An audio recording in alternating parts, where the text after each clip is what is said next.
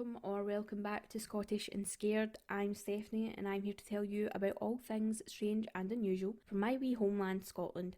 Before we get into it, I would like to ask anyone listening to send in their strange or unusual experiences. They do not have to be from here in Scotland. If you have any requests for future episodes or you just fancy a wee gab, then please do get in touch. You can email us at scottishandscared@gmail.com and you can also follow us on Instagram at scottishandscaredpod. If you wouldn't mind, please rate, review and share wherever you may be listening to us. It really does help us out, and a massive thanks to everyone who already has. Well, hello folks, I have a lot to catch you up on before we get into today's episode, so please do bear with me. So let's just start. I have been MIA for a few weeks now. That is because of a few things. I had COVID to start with, which was unpleasant, but I am absolutely fine. I'm fully vaccinated, so I don't know if that was the reason why I found it quite easy. I didn't find it too awful. Yeah, so I had COVID and then I got better and I was fine. And then my laptop decided to completely have a breakdown. I have no idea what happened to it. The people that fixed it have no idea what happened to it. It just had a meltdown. This laptop that I use is specifically for podcasting, so I don't use it for anything else. And I was looking up today's episode. I was just doing a bit of research and it just completely started glitching and making these weird noises. The newspaper articles I was trying to read were just like freezing, so I just decided to let it have a rest for a couple of days, and it has actually fixed itself. So that is the reason why I've been missing, but all is good, everything is well, all the negative stuff is gone, so that's why I'm back and I am so excited to share some new stories with you. Another thing, I was lucky enough to recently be featured on an episode of Unexplained Inc. where I talked to Phantom Phil, the host, just about my show. We talked about a lot of the episodes. We went through the episodes and I just kind of gave a brief kind of summary on what the episode was about. I tried to give like a few maybe like wee extra facts that maybe weren't in the episodes, and I just had a general chat with Phil, who is lovely. And if you would like to listen to that episode, please go check out Unexplained Inc. If you're interested in my show, you want to hear a bit about myself, a bit more that you maybe don't know, or you're just interested in this kind of stuff, please do go listen to Unexplained Inc. They are an amazing podcast. They are the same as me. They talk about UFOs, they talk about ghosts, folklore, they talk about a lot of psychic phenomenon as well. So if that's something you're interested in, please do go check them out. They are lovely people and I'm sure they would welcome you with open arms. I do have another collab coming up at the end of October, so keep your eyes peeled and your ears open for that. Now, next week, I am going to Yorkshire for a week, so I am putting this out there. If anyone has any spooky recommendations or places that I can visit while I'm there that are just a bit strange or they have ghost stories behind them or anything like that, please get in touch and let me know and I will be sure to give it a wee visit. I've done some looking but I can't really find anything, so if you guys know of anything, it would be greatly appreciated if you could let me know. And at the time you're listening to this episode, it should be October 1st, so happy spooky season everybody. Although, you know, Halloween is a lifestyle, it's not just a day to me. I am the Halloween queen. And yeah, just happy spooky season. I hope everyone's having a great time. The leaves are changing, the wind is changing. I don't know if anybody can relate to that, but there was just like one day last week where I walked outside and I could literally feel the change in the air, so that's exciting. If you've followed us on Instagram, you will know that last year we took a photograph to kind of celebrate the 1st of October. It was my cousin and I, Shannon, who used to be a co-host, and we dressed up as ghosts in the park and we took this funny photo and we put it on our Instagram and we really enjoyed doing it. So we want to kind of carry on this tradition. This year we're going to post it on Halloween and we're just going to use it as our Halloween post. But this time I'm going to be doing it with my nephews, so we are going to be doing our ghosty photo. Every Halloween we're going to do it in a different location, doing a different activity. This year we're not sure what we're going to do yet, but we have a location, so that should be a lots of fun. And if any of you guys do the whole ghost photo thing where you put the sheet on and you take a photo, send it to us or tag us in it. I'd really like to see them. I think they're so much fun and they're just spooky. And lastly, I would just like to give a massive thank you to anybody who has messaged me in the past couple of weeks. I get a lot of messages from you listeners who just like to tell me that you're enjoying the show, and I must say that hearing that so many people enjoy it makes me want to do it more. I really wasn't expecting anybody to like it. I was maybe expecting like my friends and family who enjoy spooky tales to like it, but I have had so many messages, like it's been really lovely and it's made me feel a lot better, and it's basically lit a fire under me to try and get these episodes done, as many as possible, as soon as possible, because I just enjoy making people smile and I like telling stories, and just hearing that people enjoy listening to it has really just, it's gave me a little bit of a pep in my step, so to say. And even just people getting in touch just to chat, I'll always message back. I'm not like one of those people that doesn't do that. If you message me, I'll message you back. If you email me, I'll email you back. So I just wanted to say a massive thank you to all of you, because you've really made me feel better the past couple of weeks, and it's just, as I said, it's lit a fire under me to take this really seriously, get things done. I've really, wrote out my schedule. I've scheduled all my time to do recording, editing, all that. Yeah, stay tuned, guys. I'm really excited for the next couple of months. I'm really excited for the collabs coming up. I'm excited to share more stories with you, and I'm just excited. So, big thank you, and without further ado, let me stop boring you with my ranting, personal, boring stuff. And let's just get into today's episode. So today we are going to be talking about the village of Culross, which can be found in Fife. If you look it up, it's spelled Culross, so it looks like it's pronounced Culross, but it's actually Culross. So if you're wanting to look into this or visit, it's Culross. So we're going to be talking about Culross. This village was once a royal burgh and a very busy seaport, as it is located on the Firth and Forth, which is like a river here in Scotland. It was known for exporting salt and coal up until the 18th century. It's also known to have been the birthplace of St Mungo. So for those of you who don't know or you aren't familiar with the story of St Mungo, he is the patron saint and the founder of the city of Glasgow. The story goes that in 1185, his mother, Princess Stefanie, apologies if I'm pronouncing it incorrectly, she fell pregnant after a very inappropriate encounter with her cousin. And when her father found out, he was just so disgusted that he tied his pregnant daughter to a chariot and he launched it off a large mound known as Traprain Law, which is actually still visible today near Edinburgh. So it's kind of just like, not a mountain, but it's like a mound. It's like it's on a volcano. So he just launched her off there, obviously expecting it to kill her, and that would be the end of it. But luckily she actually made it to the bottom intact and was not injured. So because she survived and she was absolutely fine, she was accused of then being a witch, of course, and they then decided to put her in a small boat with no oars and set it off down the River Forth. Her boat drifted up the river until it finally came ashore at Culross, and this is where St Mungo, or Kentigern as he's also known, was born. And he has a whole other story of his own that I won't fully go into today. If you'd like to hear me talk about patron saints, then give me a message. I'm sure I could do that for you, but I won't talk about too much of it today. Just to be transparent, there is a few other versions of the story of St Mungo. There is one that says that the princess was launched off the mound or the mountain, and she actually fell into a river and she survived. She floated down the river and she bumped into a little boat, jumped in, and that's when she came to the village of Culross. But that is actually, there's a lot of different versions, but I'll just to be clear. Today the town is owned by the National Trust of Scotland, and they are responsible for maintaining some of the more historical buildings. They are such as the Townhouse and Culross Palace, which I will be talking a bit more in detail later on in the episode. Some of you may be familiar with this town as it was featured on the show Outlander. I myself have never seen the show, but I might have to give it a watch after this. Now, I had a listener message me about this on Instagram. She was asking if I had ever heard of the Village of Culross, and I told her that it was actually on the schedule as an upcoming episode. So thank you to the listener for messaging me, and I hope you enjoy this episode. There are tours you can take where they will take you to the many filming locations around the town. If that is something you're interested in, then definitely give it a go. As I said, I have never seen the show. My dad has seen it, but I've never seen it. All that aside, the town is just a very charming little place, and it really is like stepping back in time when you go there.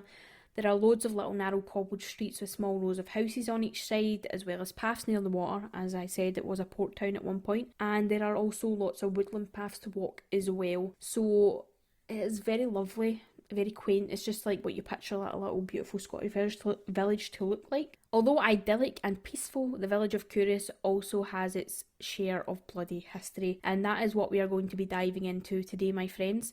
there are a wide variety of things that I'm going to be talking about, such as witches, torture, and of course ghosties. So without further ado, let's dive right on into the weird stuff. If you've been listening to the show for a while now, you'll probably know all about the witch trials that swept the UK and Europe during the 16th through to the 18th century. You'll also know that Scotland had a substantially higher number of trials and executions than the rest of the UK. The reason for this is still very unclear, and Culross was one of the places to be affected by the hysteria. At the time of the trials, there were estimated to be around 380 people, most of them women accused of witchcraft, which not all of them were tried and executed. That number was a lot lower in Culross. When the accused were being held before their trial, the authorities would try their hardest to extract a confession, just to kind of hammer it home that they were definitely witches. And many methods were used. Torture was obviously the main method of extracting these confessions, and it was definitely used in Culross. I'm not going to go into the different torture methods that were used. If you want to know about them, then check out our Scottish Witch Trials episode where I talk about it in detail. But I do want to share a few stories I read while looking into this. In the village there is a townhouse that was built in 1626, which had a toll booth and was being used as a court and a prison at the time. There were so many women being held there that some of them had to be transferred to neighbouring towns before their trial. Now, the first story that I came across was that of Mary Cunningham, who was arrested along with her daughter in 1644. They actually filed a complaint to the council regarding their treatment while imprisoned, which can still be read today. They were both arrested without reason or a warrant, and while they were imprisoned, Mary states, quote, "When they put us in the prison, they caused it their officers and hangmen to tie us naked, rape and search our bodies and secret members for witch mark. And when they found none upon us, they put sackcloth gowns upon us and locked our legs in iron, and would suffer us no meat or drink to come into us by other than the jailer, who satisfied his own appetite with it. Famine and cold brought great misery and sickness to us." After this complaint, there were no more records of Mary or her daughter in custody or at trial, so many believe that she actually did go on to win her case against the court and council, and she was probably set free along with her daughter, but that is not confirmed. So basically these poor ladies were, stripped naked, assaulted, looking for witch marks, which, don't exist, and they obviously never found any. And when these people didn't find any, they were put in horrible, scratchy clothing. Their legs were locked in iron, and they were just made to sit. They weren't allowed to eat, they weren't allowed to drink, they were starved, so not very nice. The second story was that of Helen Elliot, who was imprisoned in 1684. There are no official records of her time in prison or her trial, but there are a few letters written by an unknown man who had witnessed her execution firsthand. In his letters he stated, "I had the curiosity when I was a scholar to pass over from Borrowstowness to Culross to see a notable witch burnt. She was carried out to her place of execution in a chair by 4 men. By reason her legs and her belly were broken, by one of the devil's cunning tricks which he played her. This woman was watched in the steeple of Culross by 2 men, John Shank and John Drummond, who being weary went on to another room where there was a fire to take a pipe. To secure her, she had her legs put in stocks and locked into them. No sooner were they out the room when the devil came for her. He embraced her and carried her away out of the prison, at which she exclaimed, 'O God, where are you taking me?' At this, the devil dropped her, where she broke both her legs and her belly. It is said the imprint of her heels was left in the grass for many years and brought many tourists to the area to see." So clearly, these 2 men who were in charge of keeping watch on Helen were doing an absolutely shocking job, and most likely she escaped and jumped from the window, and both her legs were bound, so that's probably why she broke both her legs. And in the process, she managed to disembowel herself, it would seem, from the whole broken belly. I don't know what that means specifically, but if I had to guess, I would maybe say disemboweling or something like that. And instead of just owning up and saying, "Oh, we weren't watching her, she must have got out and it was an accident," they just blamed the devil, and everyone believed them.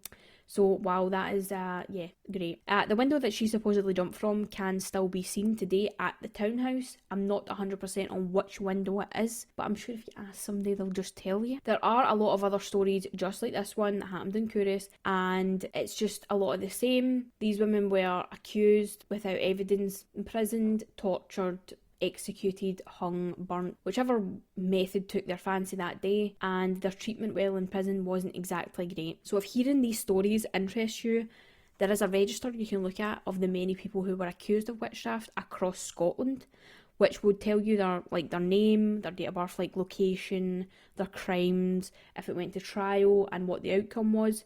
It's not known exactly how many were specifically from Culross, but many of them can be seen in the register.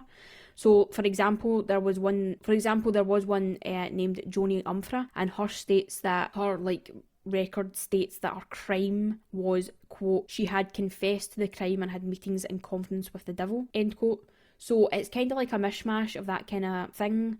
Definitely check it out if you would like more information. The overall number of executed is unclear. There was said to be around 30 people tried and killed, but there were also records found which just state some witches burnt, so the number could be much higher than that. We just don't know. On a lighter note, in September last year there was a remembrance event held in Culross to remember the woman who died not only in Culross but in neighbouring villages Torryburn and Valleyfield. There were 3 memorial plaques placed on the Fife Coastal Path, which is a path that links all these little villages, and they can be seen along the way. The purpose of the event was also a launch for the Accused Witches of Scotland group, whose goal is to get a national memorial of the accused witches across the whole of Scotland, which I think would be a good thing. It was also held to celebrate the birth of Lily Adey, who I have actually covered on the show.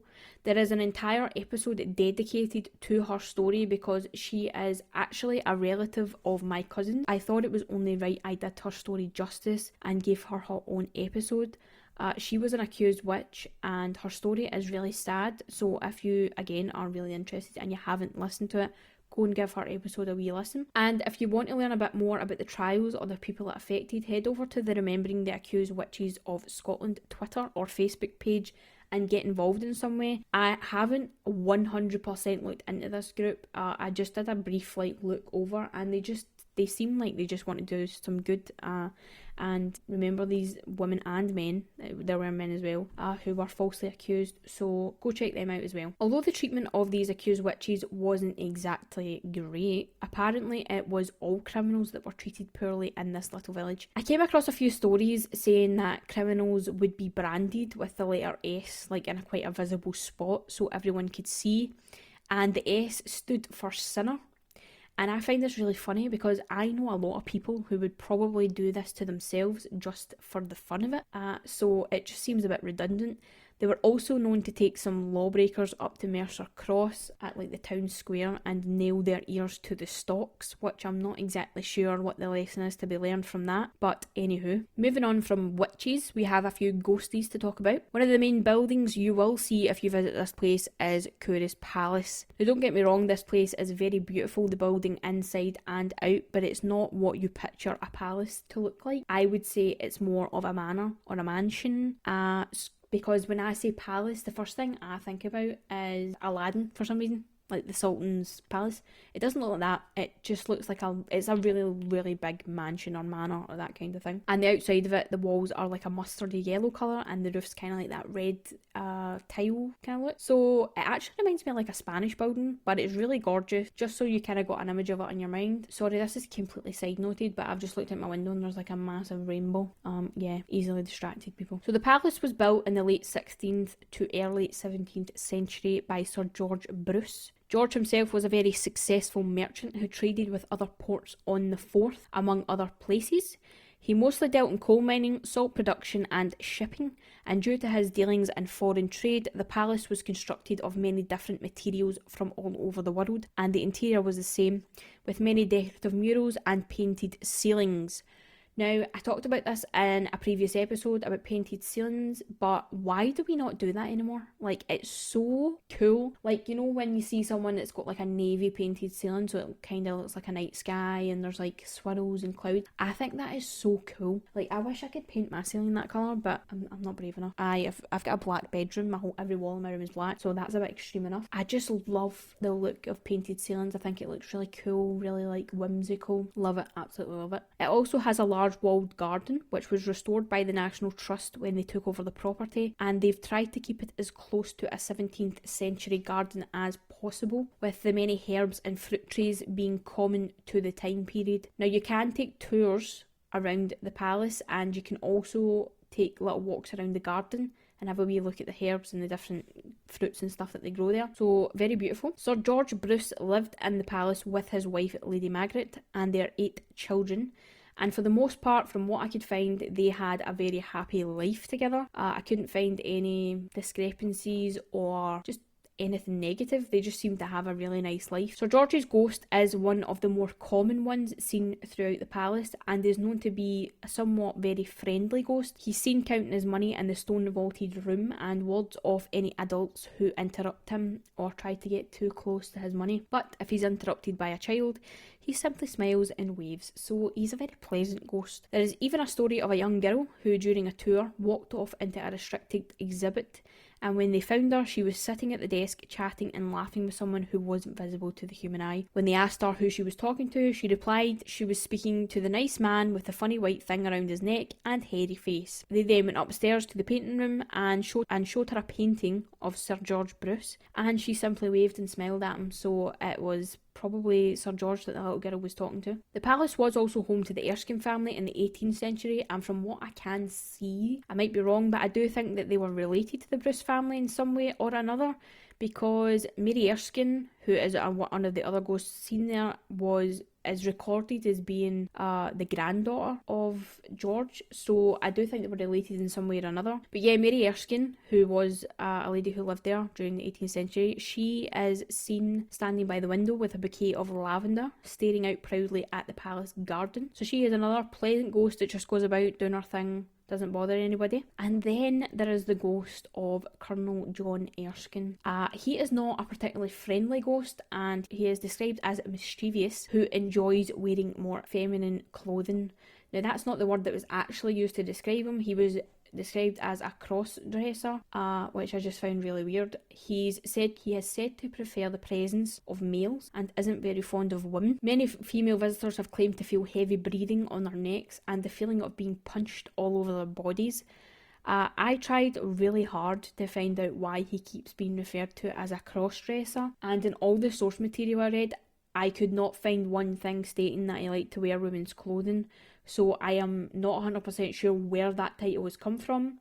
I did see an article that said he enjoyed wearing skirts, but I don't know if they mean kilts, because I know that sometimes people who aren't Scottish like to take the piss a bit and call kilts skirts, which they are not, and if you think that they are, then please educate yourself. And then I kind of came across something about a painting of the Colonel in which he seemed to be wearing a dress, and I have actually seen the painting, and it just seems like traditional garb for the time period. I don't think it looks like female dress, but you know, I'm not an expert, I could be completely wrong, and it's not a big deal. If he did like to wear dresses, then good on him, but I just think it's a bit weird to call him a cross-dresser based on one painting. Anyway, there's a Scottish Sun article about the palace where someone from the paper who kind of works there, she's like a senior assistant or something like that, she went to spend the night at the palace, and it is honestly one of the most bizarre things I've ever read. I'm not saying the things in this article never happened or that the reporter is lying about her experiences, but honestly, just in a personal opinion, I think it's a bit of a piss take. The Sun isn't exactly top tier reporting, but just go read it if you want to laugh. Like, it's insinuated that the ghost of George,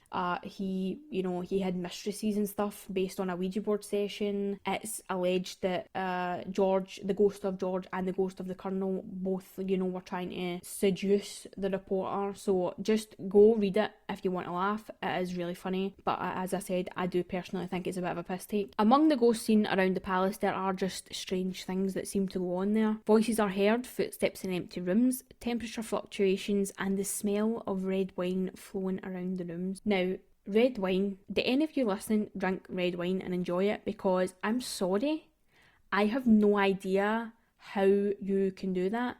I remember the first time I ever drank red wine, I was at a friend's house and her mum used to drink it. Like, she would have like a glass of wine every day. I'm like exposing her. She used to have a glass of wine every single day, like after dinner. And every time I would go to their house, I would see her drinking it. And in my head, I assumed that red wine tasted like grapes. Like, like grape juice or like really diluted grape juice. For years and years and years, that is what I thought red wine tasted like. And then one day when I was obviously 18 and I was old enough, she was like, oh, do you want to taste it? So I tasted it, and I honestly, it just blew my mind at how disgusting it was. It tasted like vinegar, like really, really potent vinegar. I don't know if that's just my taste buds. Obviously people do drink it and enjoy it, But, you know, hats off to you. I have no idea how you can do that. I drink whiskey. I'm a whiskey drinker. And I know that other people are like, oh my God, don't know how you can drink that. So, you know, same thing, I just don't know how you do it. So there's a lot of electrical issues that go on in the palace. One of them being that the motion sensor lights in the men's bathroom and some of the hallways, they're constantly having to have their batteries changed because they just seem to switch themselves on and off when nobody is in the building. So, you know, that could obviously just be an electrical issue or a wiring issue, but if it's a sensory bulb and it's going off when there's nobody there, that is a bit odd. Then there is the fire alarms and the security alarms, which have become a very big problem in the village. The palace is obviously it's a pretty big collection of buildings, so it's huge, and when the alarms go off, it's pretty loud. So when these alarms go off in the middle of the night, and sometimes the early hours of the morning, it disrupts a lot of people living nearby. When the caretakers and, you know, all that stuff, they show up to see what's going on, and they just can't find any explanation as to why these alarms keep going off. And it actually got so bad that the National Trust had to issue an apology to nearby residents for the ongoing issues, and they've said that they've tried several different security companies, several different alarm systems, and nothing seems to change. They just keep going off, and they have absolutely no explanation as to why. So that is very, very strange. And can you imagine being the caretaker? Like, every time the alarm goes off, you've got to like get up and like run around a building looking. Because I work in a building here in Glasgow that is a listed building, and we don't have a caretaker like who lives in the building. He obviously lives in his own house, but he lives really far away from the building. And anytime the fire alarm goes off and he's not present, he has literally got to get in his car and drive all the way to the building. I know one time we have sensory alarms as well, so like after a certain time at night, there should be nobody in the building, so they just like automatically come on. And one of the people in my team left the heater on, like the heater at the wall, and like, you know how there's like some air that comes out the heater sometimes, and it's like it will cause like the blind to move and stuff. So somebody left the heater on, and it was like 8 o'clock, 9 o'clock at night, and the blind, actually no, I think it was like 2 or 3 in the morning, because we got in a lot of trouble. It was like 2 and 3 in the morning, and the heater managed to like blow out enough air that it hit the blind above it, and the blind started moving, so then it set off all the sensory alarms, and the caretaker in the building had to come all the way out at 3 in the morning, and he, as I said, he lived a good hour or two away from Glasgow. Yeah, we got in a lot of trouble that day. We get moaned at a lot. So since that day, we've made sure that every single heater is off before we leave the building. But folks, that is all I have for you about this beautiful little town. If you want to know more, there are plenty of books on the subjects I've spoken about today, as well as tours that you can take around the town itself. So if you find yourself in the area, do give it a visit and let me know what you see or hear. Or if you've been, get in touch and let me know about your experience if you had any. As always, I hope that you enjoyed listening to this episode, and I am so excited to share our upcoming episodes with you. I had so much fun looking at them. I had so much fun researching them. So please stay tuned for those, guys. I hope you have an awesome weekend, and I will definitely see you in the next one. Stay weird, stay scared. Bye, friends.